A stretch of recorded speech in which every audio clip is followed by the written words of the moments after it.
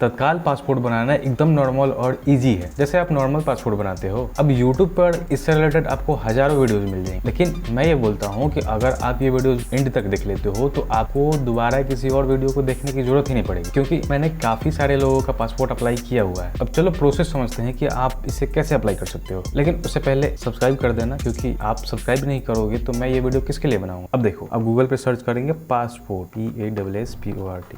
ये पासपोर्ट का dashboard open हो गया है। अब हमें यहाँ पे अपने आप को रजिस्टर करना है। अब यहाँ पे हम अपना पासपोर्ट ऑफिस सेलेक्ट करेंगे, जो भी आपके क्षेत्र का पासपोर्ट ऑफिस है उसे सेलेक्ट करेंगे। यहाँ नाम फिल करना है। यहाँ अपना नाम कुछ भी डाल सकते हो, ये अभी सिर्फ रजिस्ट्रेशन हो रहा है, अकाउंट बन रहा है, तो यहाँ गलती भी हो जाए या नाम कुछ और भी डाल दो तो कोई दिक्कत नहीं है। एक ईमेल आईडी डाल देना है।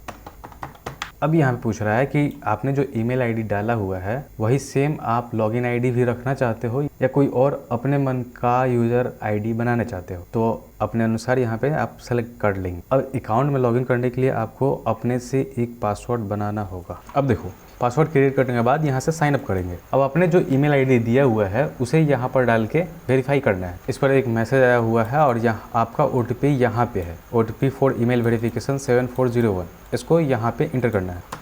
फिर उसके बाद कंप्लीट साइन अप पर क्लिक करके इसे कंप्लीट करेंगे। तो अब हम करेंगे लॉगिन। अब हम यहाँ वही ईमेल आईडी डालेंगे जो वहाँ रजिस्ट्रेशन के समय दिया गया था, क्योंकि मैंने ईमेल आईडी को ही अपना यूज़र आईडी बनाया हुआ था, अलग से चूज नहीं किया हुआ था। उसके बाद कंटिन्यू पर क्लिक करेंगे। अब यहाँ से आपको अपना पासवर्ड डालना है। पासवर्ड अगर याद नहीं है OTP वेरीफाई करके भी लॉगिन कर सकते हो। अब हमने पासपोर्ट के वेबसाइट पर अपने अकाउंट को लॉगिन कर लिया है। अब यहाँ आपको पासपोर्ट से रिलेटेड जो भी सर्विसेज है वो सब देखने को मिलेगी, जैसे अप्लाई फॉर फ्रेश पासपोर्ट के लिए, पुलिस वेरिफिकेशन के लिए, ये सब सर्विसेज दी गई हैं। हमें अप्लाई करना है एक तत्काल पासपोर्ट, तो उसके लिए यहाँ अप्लाई फॉर फ्रेश पासपोर्ट या री इशू पासपोर्ट पर क्लिक करेंगे। ये पासपोर्ट नंबर पूछ रहा है, तो ये उनके लिए है जिन्हें अपना पासपोर्ट रिन्यूअल करवाना है। आपको नया बनवाना है पासपोर्ट, तो यहाँ स्किप फॉर नाउ पर क्लिक करेंगे और आगे बढ़ेंगे। हमने पासपोर्ट ऑफिस पटना चूज किया हुआ था, तो यहाँ पर डिस्प्ले हो रहा है। उसके बाद नेक्स्ट आगे बढ़ेंगे। अब ये पूछ रहा है कि अप्लाइंग फॉर पासपोर्ट आप नया बनवाना चाहते हो या रीन्यूअल करवाना चाहते हो। तो हमें पासपोर्ट नया बनवाना है, तो यहाँ फ्रेश पासपोर्ट पर क्लिक करेंगे। उसके बाद पूछ रहा है type of application, normal passport या तत्काल पासपोर्ट। तो हमें तत्काल पासपोर्ट चाहिए, तो तत्काल पर क्लिक करेंगे। अब यहाँ पे पूछ रहा है टाइप ऑफ पासपोर्ट बुकलेट, मतलब पासपोर्ट में जो पेजेस होते हैं वो आपको कितने पेज का चाहिए, 36 पेज का चाहिए या 60 पेज का चाहिए। तो नॉर्मल आप 36 पेज का रख सकते हैं। 60 पेज का चाहिए तो उसका फीस अलग होता है, तो नॉर्मल 36 पेज का यहाँ क्लिक करके सेव एंड नेक्स्ट पर क्लिक करेंगे। अब यहाँ पर जो भी डिटेल आप इंटर करोगे वो आपके डॉक्यूमेंट से बिल्कुल मैच होना चाहिए। तो डिटेल डालते समय आपको ध्यान देना है कि जो भी डिटेल आप इंटर करो वो आपके डॉक्यूमेंट से मैच रहे। मेल डाल लेंगे, सेलेक्ट करेंगे, अपना जेंडर से यहाँ सेलेक्ट करेंगे। उसके बाद अब पूछ रहा है कि क्या आपका कोई दूसरा नाम भी है, यहाँ इसे नो ही रहने देंगे। अब यहाँ पे पूछ रहा है कि क्या आपने अपना नाम कभी बदला है, तो इसको भी नो करके अपना डेट ऑफ बर्थ एंटर करेंगे। प्लेस ऑफ बर्थ आपका जन्म स्थान का जगह यहाँ पर डाल देना है। मैरिटल स्टेटस आप शादीशुदा हो, सिंगल हो, डाइवोर्स्ड हो, विधवा हो, यहाँ पे चूज करना है। मेरे केस में मैं सिंगल हूँ।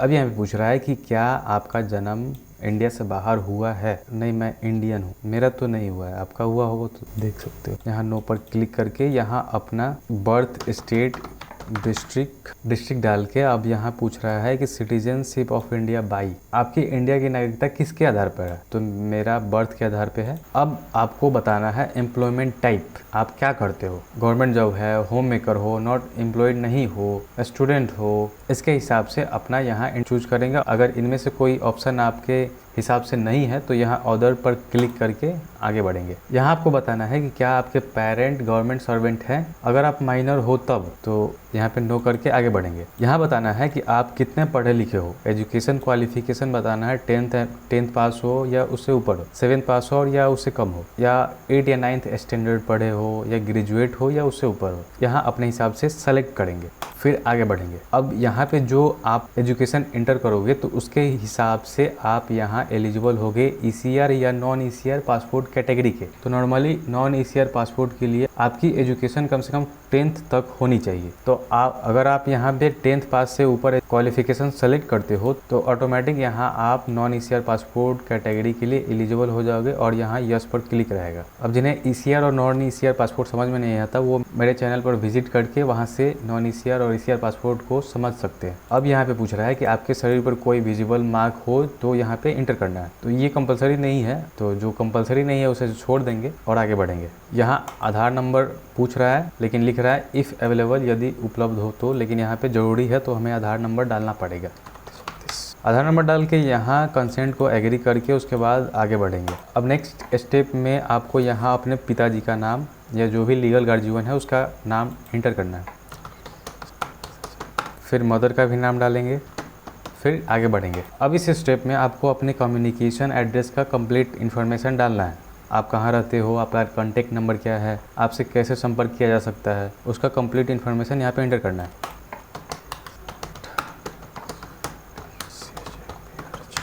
अब यहाँ पे क्या पूछ रहा है कि आपका जो प्रेजेंट एड्रेस है वही आपका परमानेंट एड्रेस है। अगर ऐसा है तो यहाँ यस पर क्लिक करेंगे। अब परमानेंट एड्रेस सेम है तो सेम चूज करेंगे। अगर परमानेंट एड्रेस आपके प्रेजेंट एड्रेस से अलग है तो यहाँ पे नो क्लिक करके आपका जो परमानेंट एड्रेस है उसको यहाँ पे एंटर करेंगे। मेरे केस में यहाँ दोनों एड्रेस सेम है तो मैं यस चूज करके आगे बढ़ूंगा। अब ये बोल रहा है कि आपने जो शुरू में रीजनल पासपोर्ट ऑफिस चूज किया था उसे इस स्टेप के बाद चेंज नहीं कर पाओगे और आप उसी पासपोर्ट सेवा केंद्र में डॉक्यूमेंट वेरिफिकेशन करा पाओगे जो इस आरपीओ के अंडर आता है। इसे ओके करके आगे बढ़ना है। अब यहाँ पे आपको डालना है अपना इमरजेंसी कॉन्टैक्ट। इसके पहले जो आपने कॉन्टैक्ट इन्फॉर्मेशन दिया होता आपका मोबाइल नंबर, ईमेल आईडी, अगर उस कॉन्टैक्ट इन्फॉर्मेशन पर आपसे संपर्क नहीं हो पाती है तो उस केस में इस इमरजेंसी कॉन्टैक्ट का यूज किया जाएगा। अब आप यहाँ पे अपना कोई और नंबर दे सकते हो या घर में किसी और पर्सन का कॉन्टैक्ट इन्फॉर्मेशन दे सकते हो। तो जिसका भी देना है उसका यहाँ पे नाम और एड्रेस लिखना होगा। अपना देना है तो अपना नाम और अपना एड्रेस लिखेंगे, किसी और का देना है तो किसी और का नाम और एड्रेस लिखेंगे।